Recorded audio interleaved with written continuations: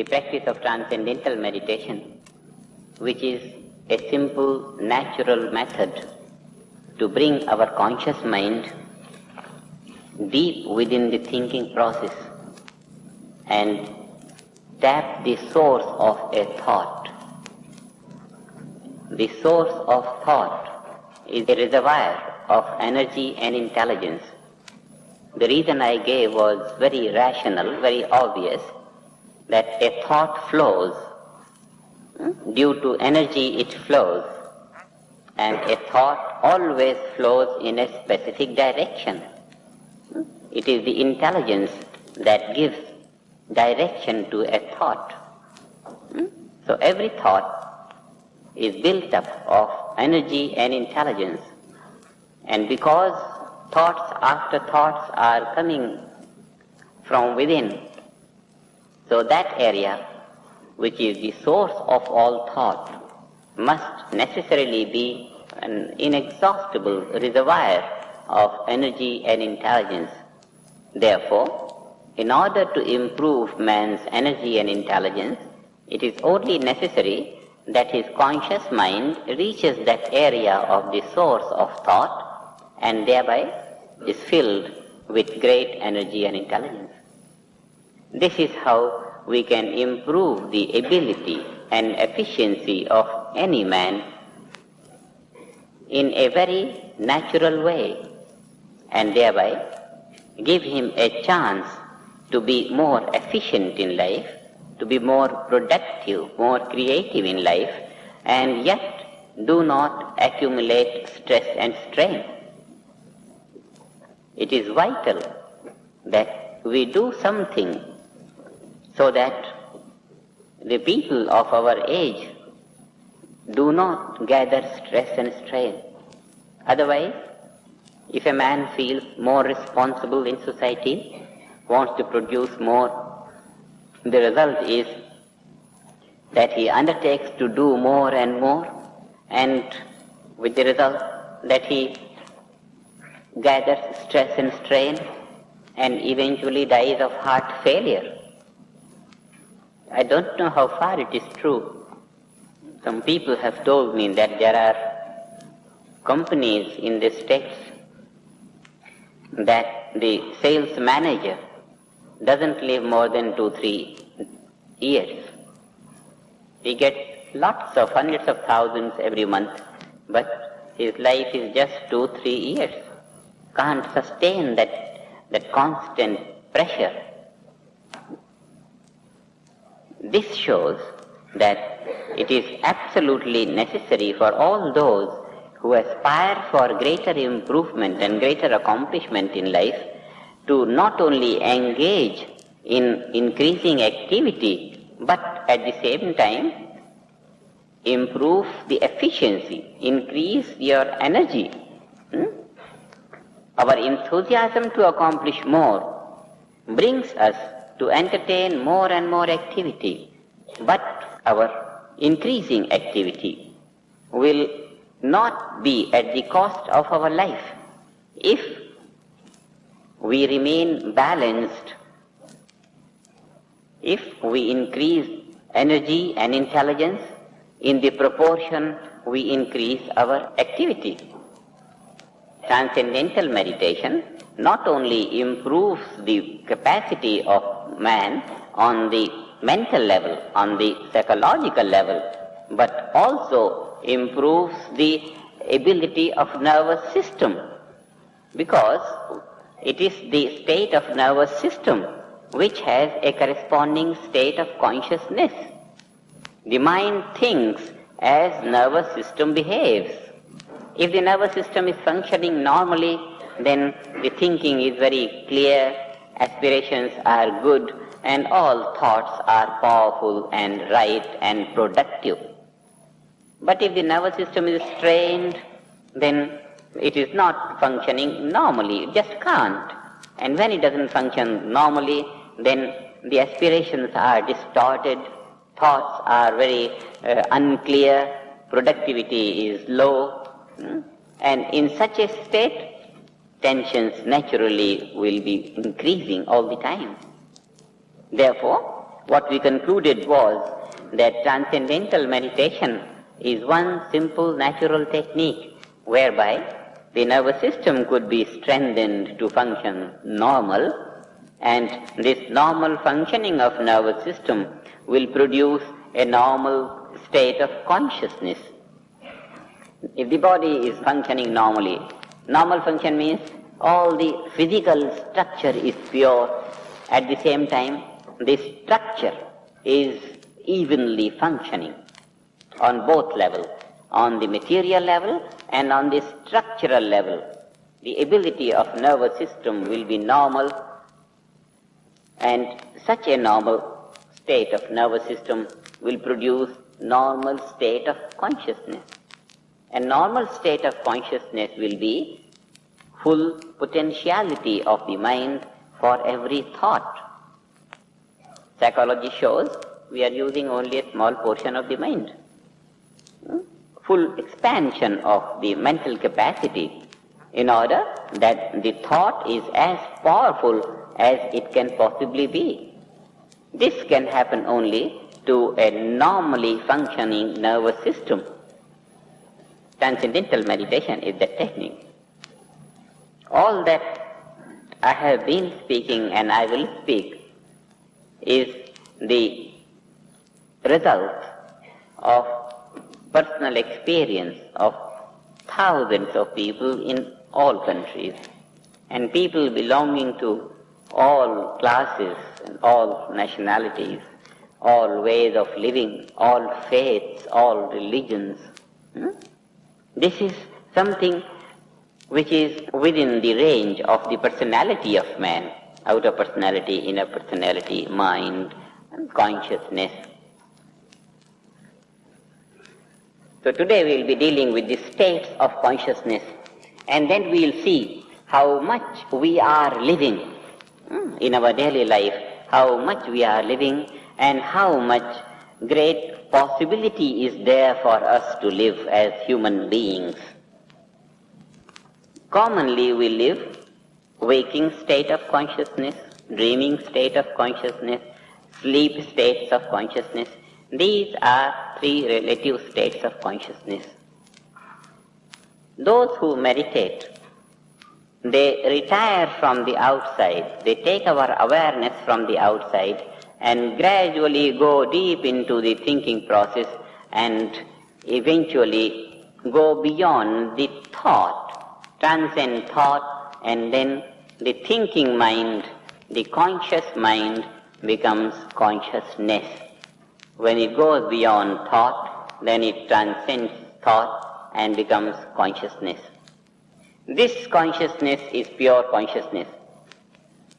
The nature of this pure consciousness is bliss. It is non-changing sphere of life, because we have transcended all the variable section of relative life and gone to the absolute. This is called being, inner being, absolute bliss consciousness. This absolute bliss consciousness is eternal. Eternal it is because it is non-changing. Everything in the relative field is changing. When I talk of the relative field, I mean all the gross and subtle aspects of creation. Finest level of creation and then the grosser and the grossest level of creation. The entire cosmos. And deep within everything in creation is that field of being, which is transcendental being, transcendent absolute. Transcendental meditation is that process which has made the realization of the absolute a scientific phenomena. Scientific phenomena means it can be explored in a very systematic manner, and it is open to experience by everyone. It only needs taking our attention from the gross field of activity in the relative life to the subtle fields of activity in the relative life, eventually to the subtlest field of activity in the relative life, and transcending the subtlest of the relative we get to the transcendental absolute. In this way, bringing our attention in a systematic manner from gross to the subtle, we come to directly experience the absolute. And this systematic procedure of taking our attention from the outside to the inside has provided a systematic, scientific process of exploration into the nature of the absolute. And the nature has been found to be pure consciousness or bliss consciousness. Absolute, the word absolute so far was shrouded in the garb of mysticism. Even these days I hear some word transcendentalism. There is it is the transcendental field of life that is free from isms.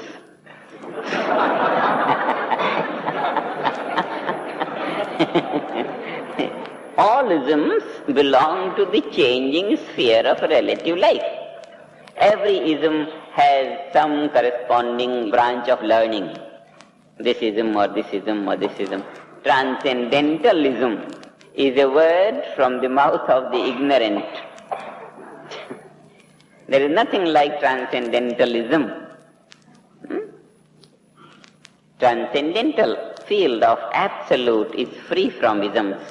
It is pure intelligence, pure being, pure existence. This pure consciousness is the basis of all these waking, dreaming and sleeping states of consciousness. How do we know it? We know it for the simple reason that pure existence is the basis of all that exists. It's very obvious. All that exists on the basis of existence. The entire relative field of phenomenal existence is based on pure existence. Waking, dreaming and sleeping, these are the three relative states of consciousness. Belonging to the relative field, they are based on the absolute being. Therefore, these three states of consciousness are based on pure consciousness of absolute being. We have seen that the state of nervous system is responsible for the state of consciousness. Somehow the nervous system gets so tired and becomes so fatigued and stressed that instead of reflecting waking state of consciousness, it starts reflecting deep sleep state of consciousness. Nothing, no awareness, deep sleep. Or in between waking and sleeping, some dreaming state of consciousness. It is the resetting of the physical structure of nervous system that produces different states of consciousness. When through meditation, pure consciousness begins to be reflected by nervous system, then nervous system has a state which we call restful alertness.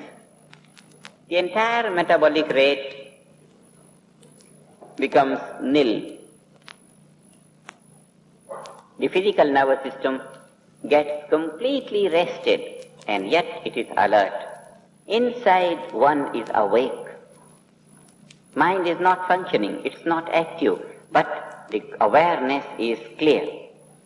This clarity of awareness is pure consciousness or pure awareness.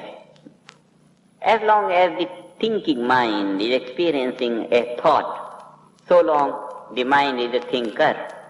And the thought becomes finer and finer, and then the thinker becomes more and more alert in order to experience the finer thought. And then the thought becomes finer and finer, it becomes finest. And when the thought drops off, thinker remains all by himself. And this is self-realization. This state of pure consciousness is realization of the self. It's also called self-awareness. Here, the self is not aware of anything else. It was aware of the thought, and now the thought has dropped off. The self remains all by itself. It is aware of itself, this is self-awareness or self-consciousness. This is self-realization. What I have to do to realize myself? I have only to stop realizing things from within and see that I don't go to sleep.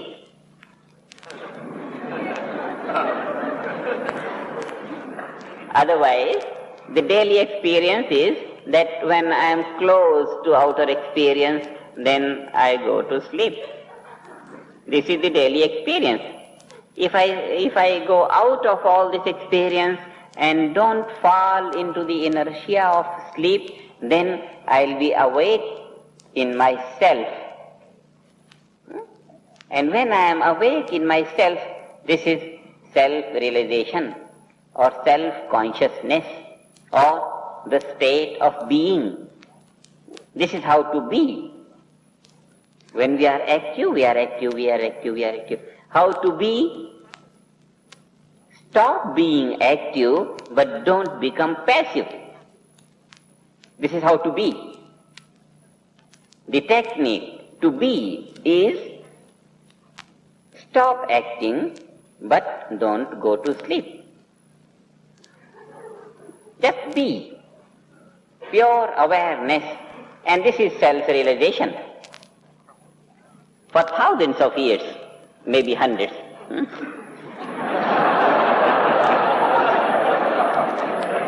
Self-realization has been declared to be a difficult thing. It's surprising to a rational mind. It might be difficult to myself.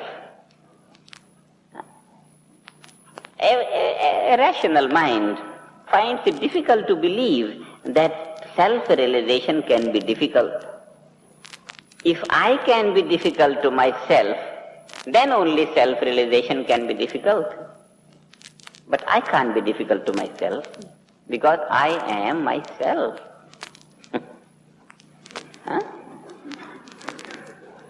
The whole story of self-realization has been built up without foundation. Self-realization is the simplest thing that one could accomplish in life.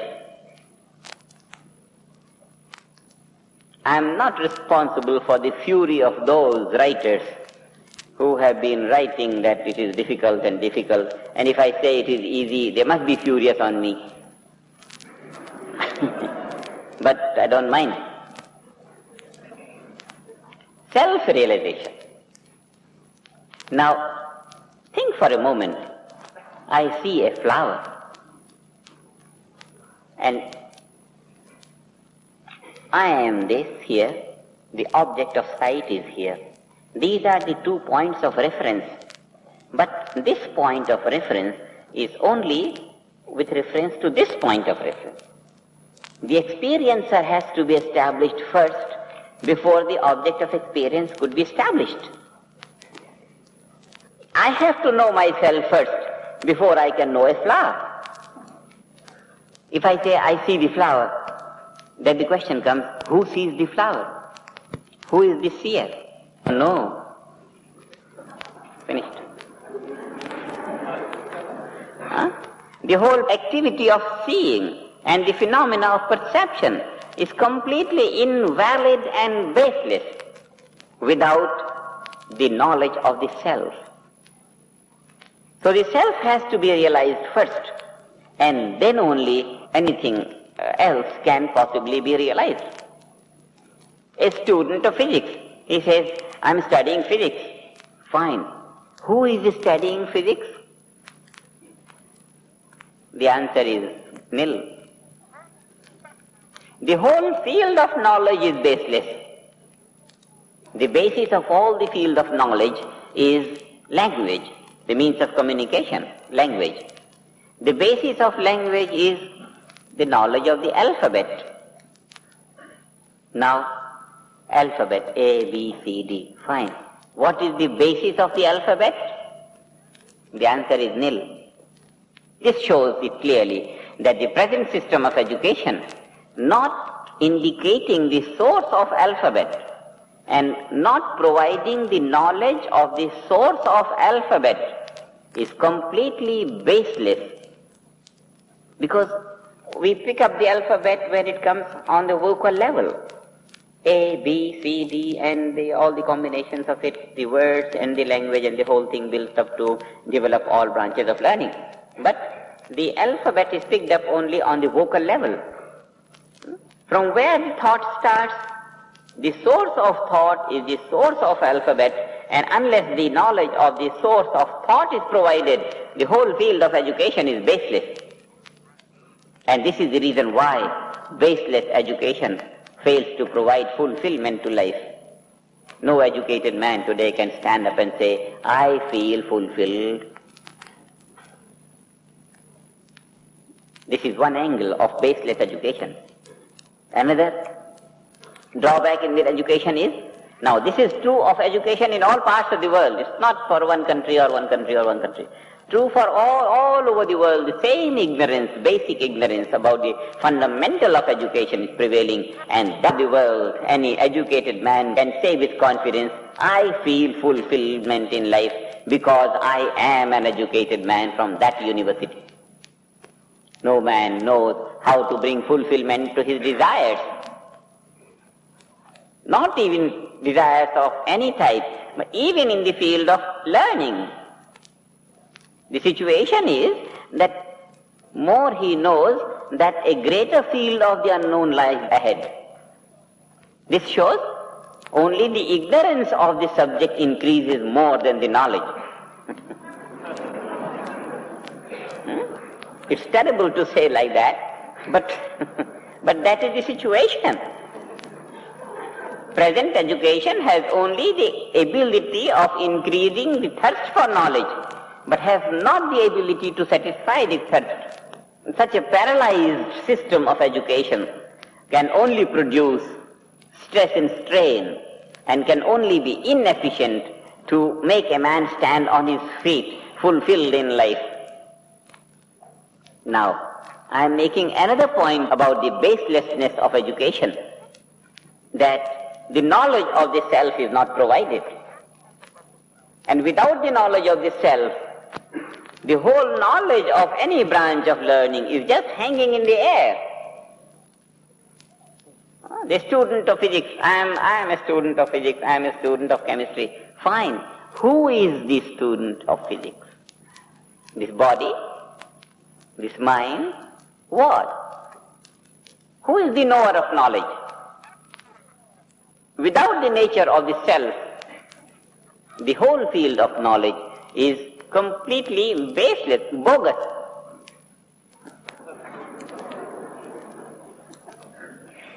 It has no meaning. I see the flower. Is there any truth in this sentence, I see the flower? Who is the I? If I am in ignorance, then the whole process of seeing and the flower, the whole thing is based on ignorance. It is on the intellectual level that we decide the principles, not on what we see. Many a times the perception is deceptive, but what we decide intellectually, we hold that to be true. And if we decide intellectually that I am not found, then we decide intellectually that the whole process of seeing is just useless. It has no basis. It has no truth in it. We see the sun rising from the east and going to west every day. The sun is traveling and traveling and traveling. But we know it is not traveling. We base our principle on what we understand intellectually, not on what we see. We don't base our knowledge about the sun on what we see. It is rising in the east and traveling to the west. The sun never goes from east to west. When we know that without the knowledge of the self, the entire field of perception and action is just baseless. This is what makes the whole field of relative life completely hanging in the air. And a life hanging in the air without a basis must necessarily be in a state of non-fulfillment, must necessarily be in a state of suffering, chaos, confusion, no settlement anywhere. Therefore, the knowledge of the self is the basis of all that we live in the relative fields of life. All these states of consciousness, waking, dreaming, sleeping, are based on that self-consciousness. When we gain self-consciousness, then these three relative states of consciousness, waking, dreaming, sleeping, get a foundation to themselves. Otherwise, the whole field of life is without a foundation, like a wall without the foundation, ready to collapse at any time, always at the mercy of the wind. So this relative field of life, waking, dreaming, states of consciousness, if not supported and supplemented by the knowledge of the pure consciousness, the whole structure of life is baseless. And therefore, it is wise for everyone to know oneself first. And now through this transcendental meditation, it has become easy for everyone to know the self. Know thyself. From ages in the past, this has been heard, know thyself and know thyself and know thyself. But in the practical field of life today, know thyself has only remained some fanciful, ideological, abstract thinking. Because the modern man doesn't think in terms of himself. And when he does not think in terms of himself, he doesn't find his feet on the ground. Always in the air, always in the air. Too much of air. Huh? I am experiencing that ever since I am here. Always I am in the air. I am in so much of radio and television. But it is necessary to have our feet on the ground. Have our feet on the ground means we must be established in ourselves, and having been established in ourselves, everything is fine. Because everything else is in terms of ourselves. Otherwise, we become in terms of everything else. And when I am in terms of everything else, then I am just like a leaf going around in the wind, any direction, here and there and there and there. One has to establish oneself, and if one has to establish oneself, better find that being, find that self, and then by the time we find oneself, what we find is our existence is enormous, unbounded, eternal, bliss, infinite happiness, infinite energy, infinite intelligence. Look at the great possibility. We have that great reservoir of intelligence, energy, happiness, eternity of life, absolute stability of being. And then we are not living that great inner treasury in our day-to-day life. What a loss to life and living. There is no greater damage and there is no greater loss to life than not finding that infinite reservoir within and not bringing it out to be lived in all sphere of activity. We can only repent for all the past hundreds of years where everything has been said to be difficult and difficult and difficult. All that has been wrong and completely obsolete for the present times.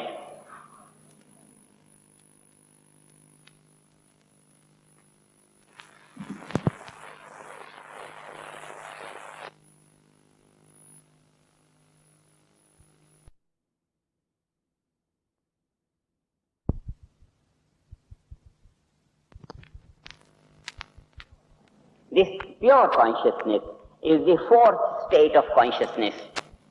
Waking, dreaming, sleeping, and this pure consciousness which we gain in transcendental meditation.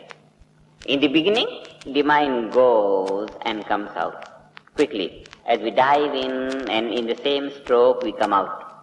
We go in and come out and go in and come out and go in. A few divings in and out and in and out and in and out, what happens? The cold of the bottom begins to be lived even when we come out on the surface. And this is for we dive in and out. The bliss of the pure consciousness which the mind gains when the mind reaches the source of thought or reaches the being, that comes out adhered to the nature of the mind as the mind goes and comes out and goes and comes out. Like the white cloth dipped in yellow color, and once it is dipped, it comes out. Every dipping brings the color little more and little more and little more and little more. What we do, if we know the art of coloring, then having dipped the cloth, we put it to the sun, allow it to fade away as much as it can fade away, and then put it back and put to the sun.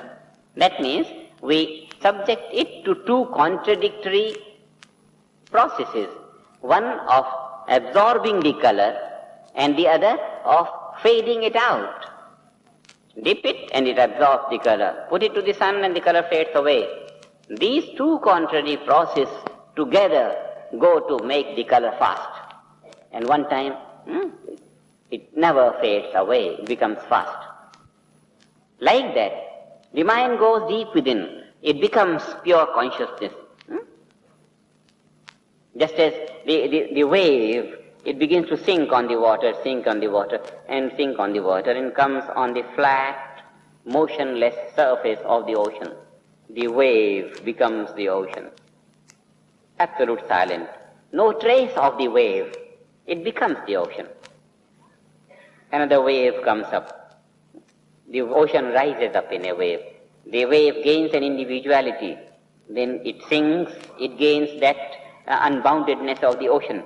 Like that, the individual mind getting to the transcendent state of pure consciousness or being, it becomes being, unbounded, eternal. It becomes pure consciousness, it becomes bliss consciousness, it becomes that nature of that field, bliss consciousness, stability, non-changing feature of being. All these qualities adhere to the nature of the mind. Some of it, the mind engages in the field of activity, and then quite a lot of that quality is gone, it evaporates, and then comes back again and gets saturated again, and coming out into the field activity, it loses itself again. This back and forth, putting the mind to activity, putting the mind to meditation, to that state of pure consciousness, bringing it to activity again. 5 minutes in the bank and full day in the market, and again 5 minutes in the bank and full day in the market. Just this proportion. We don't meditate all time, no. We come out of meditation and put ourselves full-fledged in activity. Tremendous activity we undertake. And then in the evening we go back again, a few dives in the evening, and then in 10, 12 hours of the night it's gone again. This is culturing the nervous system, subjecting the nervous system to retire from activity, to get complete rest in that restful alertness which produces pure being or pure consciousness, exposing the nervous system back to activity. Giving these swings from activity to least activity, the nervous system gains that habit of quickly transferring itself to this waking state, quickly transferring itself to this pure consciousness. This quick transference of the physical structure gives the nervous system an ability where it continues to reflect pure consciousness at the time when it is reflecting waking state of consciousness. So both states of consciousness begin to be reflected simultaneously. One lives bliss consciousness permanently, whether one is waking or dreaming or sleeping. In the deep sleep, one is wide awake inside the body and mind. Everything takes complete rest, deep rest. Body, complete deep rest. Inside, completely awake. During activity, one is engaged in vigorous activity, but has an unshakable stand of bliss consciousness. One begins to live these two states of consciousness simultaneously, waking and pure consciousness. And this is called cosmic consciousness.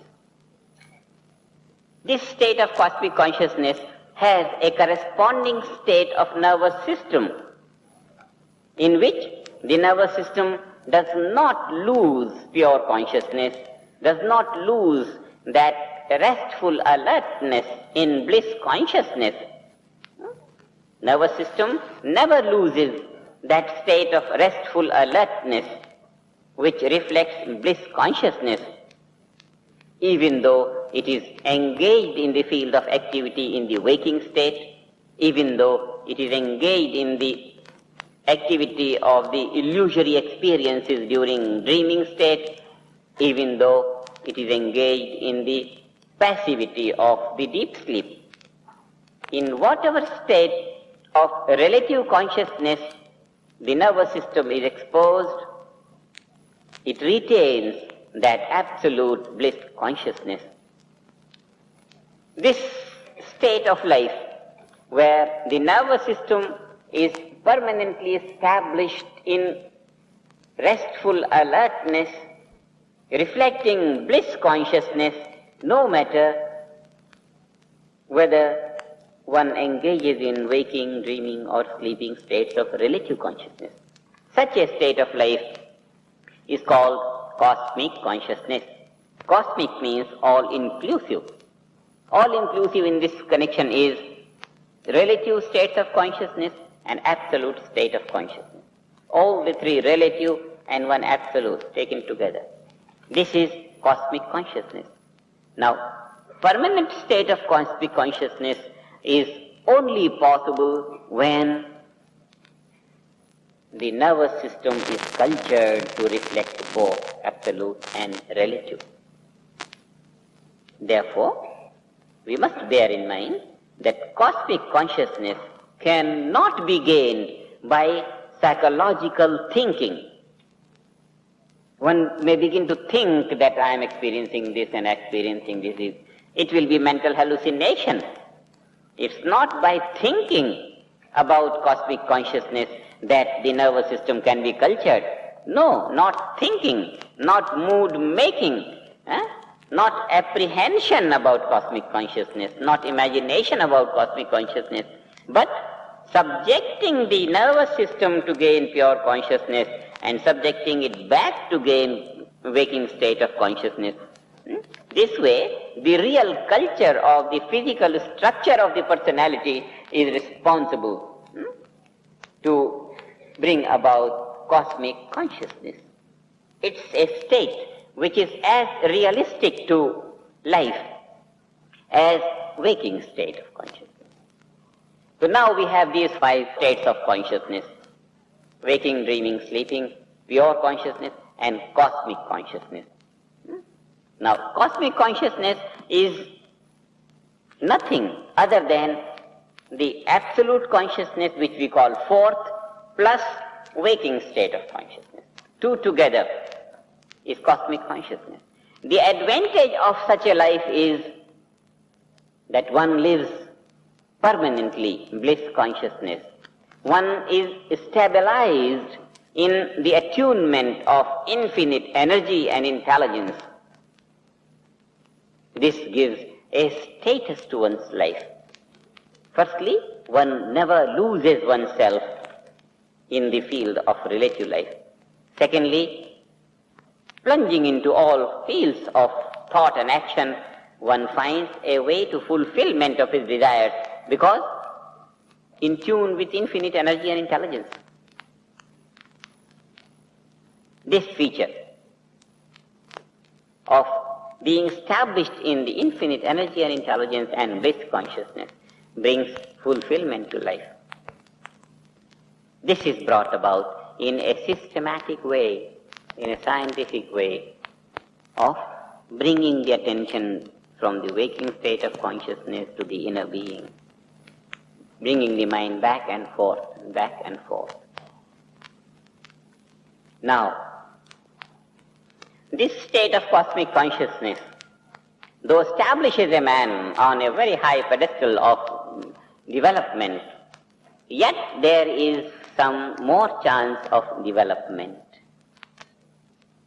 And it won't be difficult for us, even on the level of rational thinking, to find out that there would be a state of consciousness more glorified than what we have been talking so far in the name of cosmic consciousness.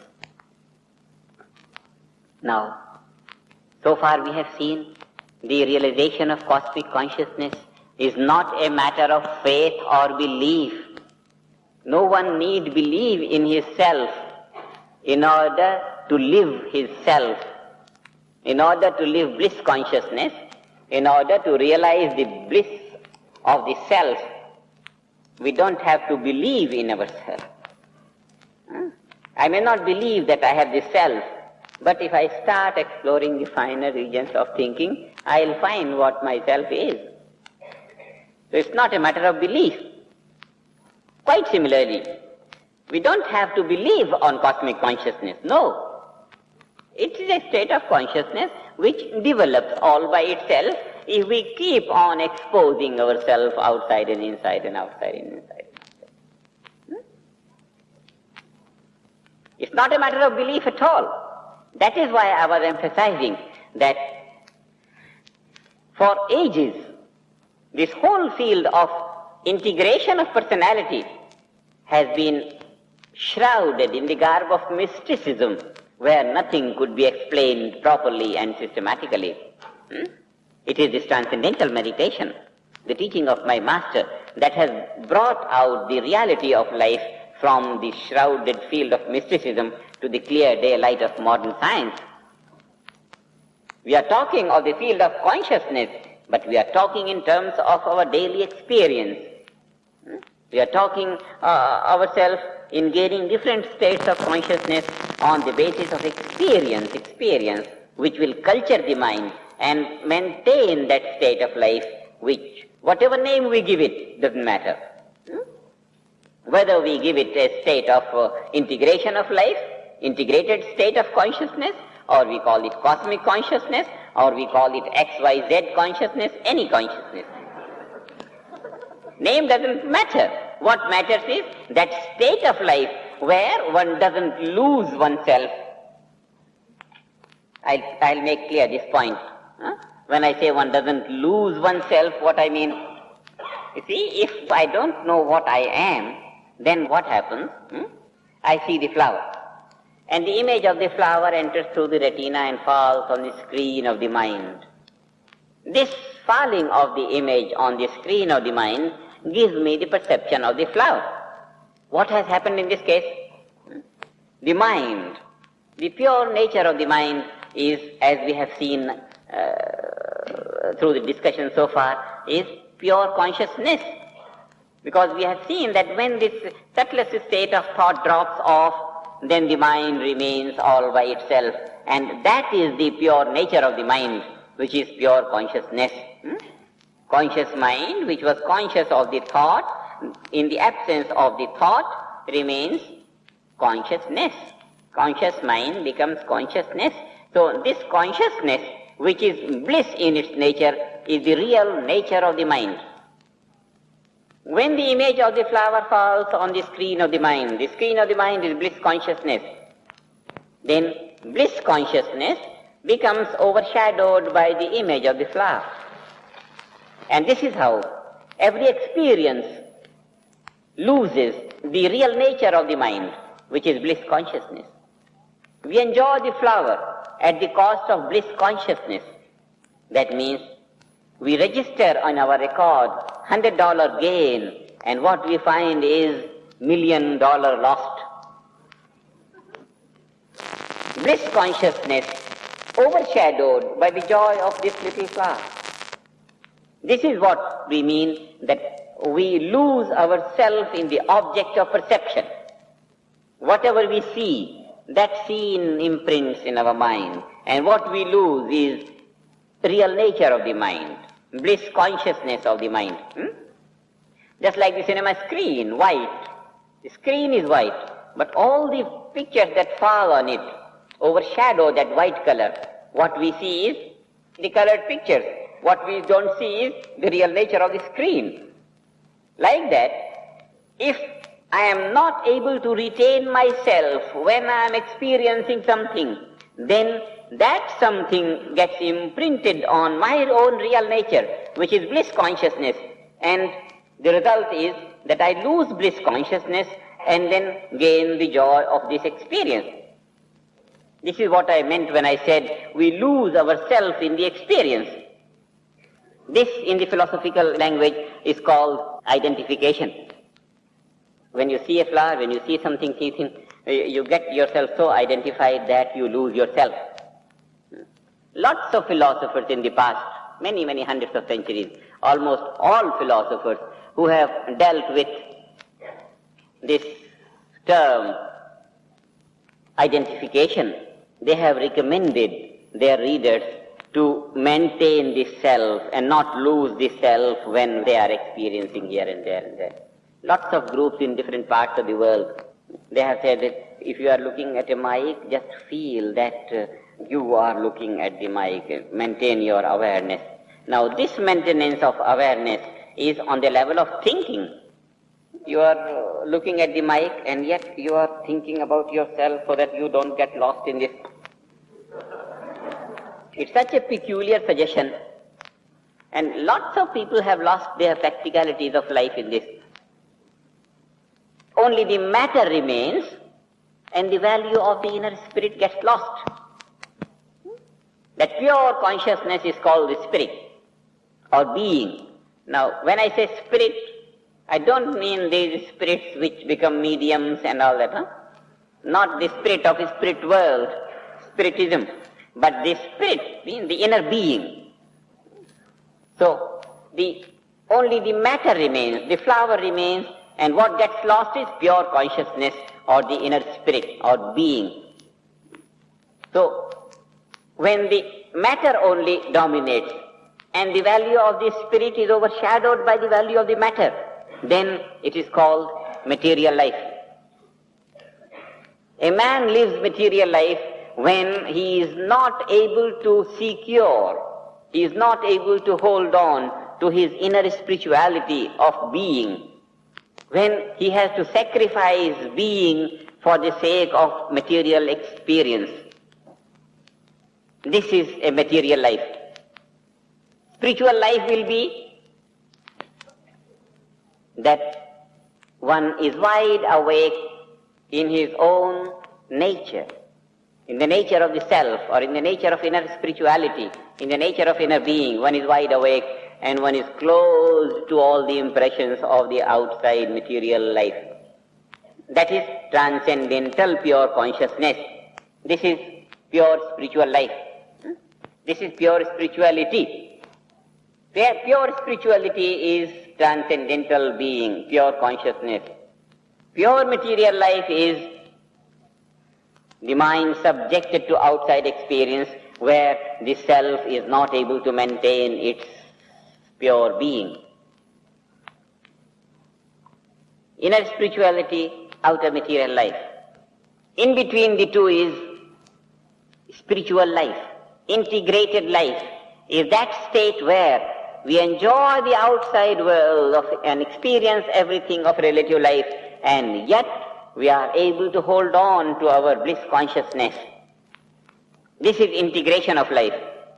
We are experiencing, yet not lost in the experience. And this is the state that is created by the regular practice of transcendental meditation, which exposes our nervous system alternately to pure consciousness and waking state of consciousness, pure consciousness, waking state of consciousness. That means we do not eradicate the value of outer life. What we do is we allow the inner spirituality to zoom forth. We drag the inner spirituality to come out. And this is the technique of living spiritual life in the midst of all material life. And this is what International Meditation Society offers: 200% value of life, 100% outer material and 100% inner spiritual. And that by looking in and looking out and looking in and looking out and looking in. One day we begin to look out. Sometime we are out in the garden, sometime inside, sometime outside, sometime in. And when we get bored of getting in and out and in and out, we remove the wall and make it glass.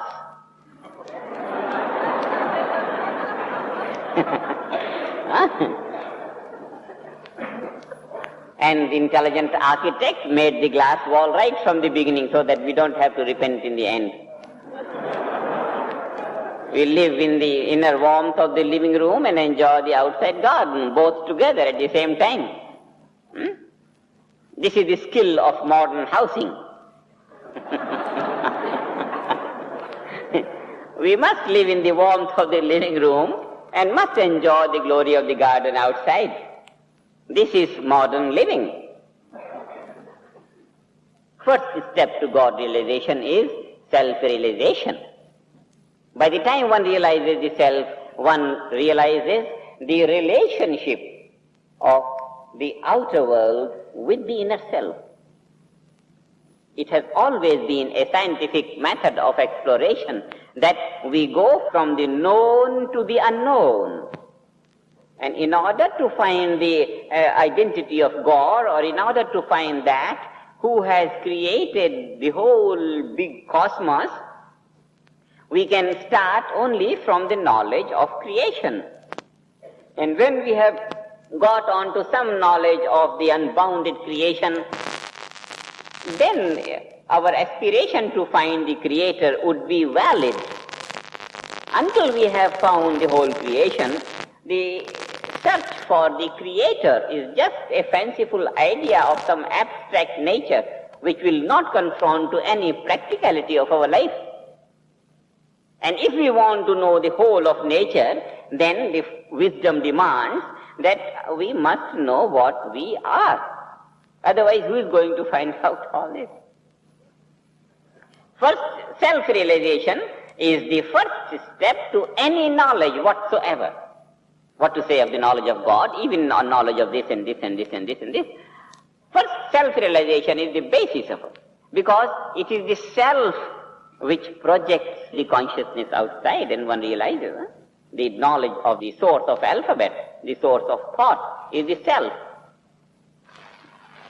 So the first step of highest attainment is self-realization.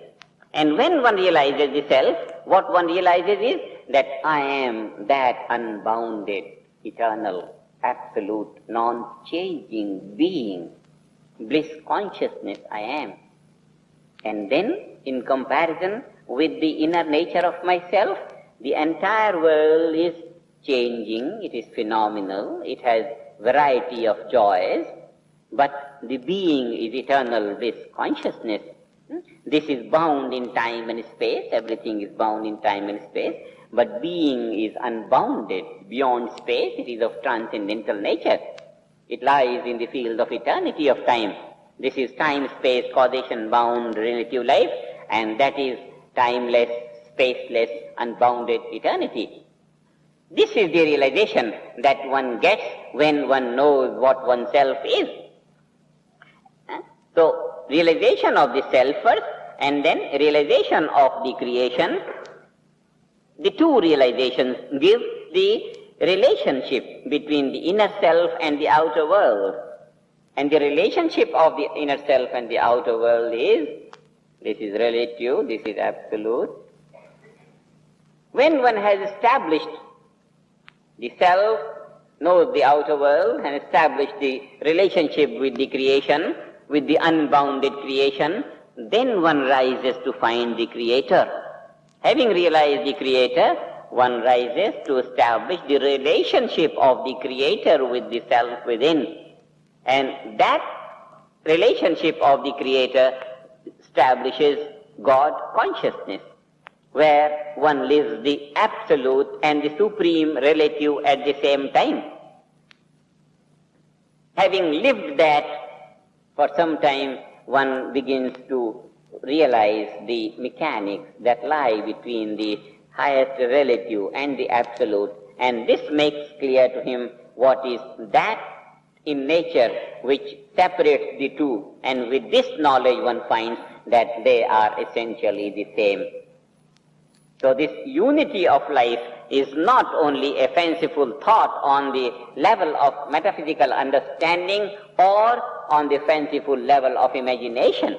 It is a living reality to which the nervous system is as thoroughly exposed as the psychology. on both levels of consciousness and corresponding level of the physical nervous system.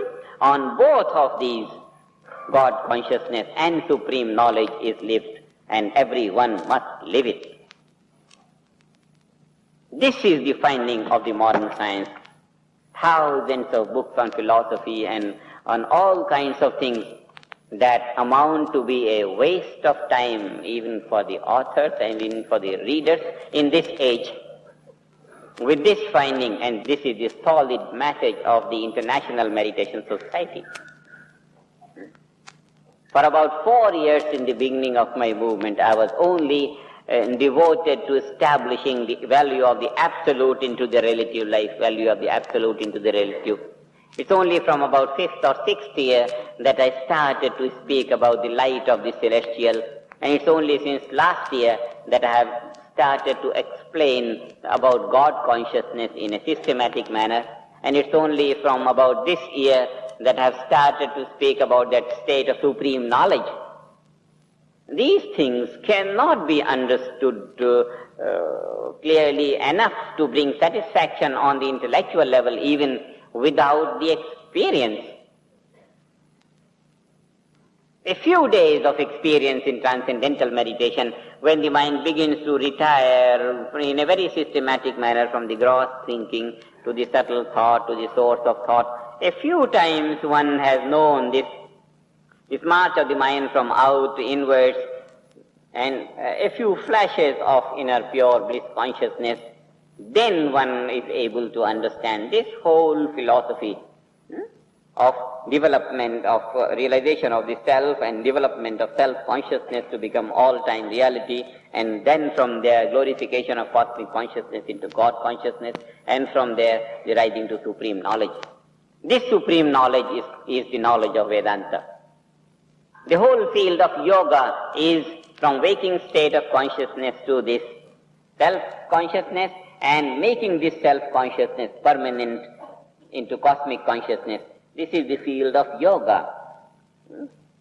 Having gained cosmic consciousness, yoga or union is complete. Then this union, state of union, becomes glorified through devotion. And devotion plays a great part. The heart has to be cultured for the direct realization of that celestial nature of life. It's a fully cultured heart that brings the light of that celestial experience, and from there one glorifies cosmic consciousness into God consciousness. So the field of yoga is glorified through devotion in order to give rise to God consciousness, and from that God consciousness, devotion finds its fulfillment in the supreme knowledge when God consciousness is lived for some time. All these centuries pass, God and God and God and God, God. If the word God has persisted all these centuries, there was a reason for the validity of this word, and the reason was this, that every man can, if he likes, rise to that state of supreme knowledge by realizing the self and realizing cosmic consciousness and realizing God consciousness. One could rise to that supreme knowledge beyond which there is no possibility of any more expansion of consciousness, beyond which there is no possibility of any development of life. And having risen to that most developed state of human life, so that one lives that high state of life where everything is easy and one's life is fully supported by nature, every thought will be materialized. Just we don't do anything and enjoy everything. One should live life and enjoy life on that level.